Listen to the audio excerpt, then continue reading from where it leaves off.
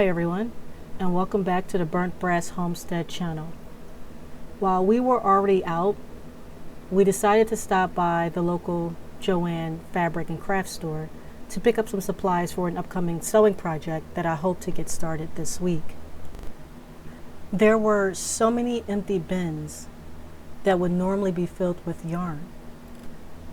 I had no intentions on filming or recording anything.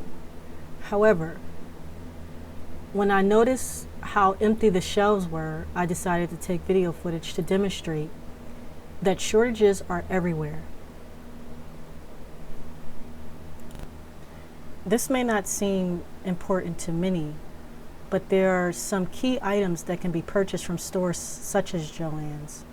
Yarn being one of them to make thick, warm sweaters for cheap if you can't afford to buy them.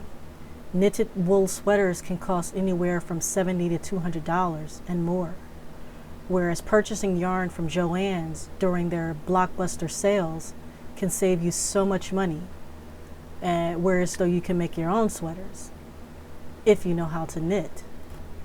Or purchasing cotton fabrics when they go on sale to make your own clothing, or bed sheets, or quilts, or tablecloths, or curtains.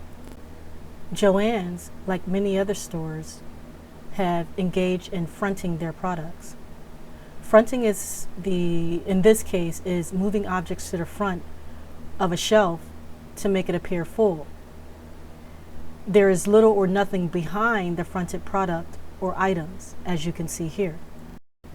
Sisters, it will be wise to be on the lookout for these sales to purchase yarn, fabric, needles, thread, patterns to make clothing, elastic, and other items you may need, whether during one of JoAnn's mini sales or any other fabric and craft store.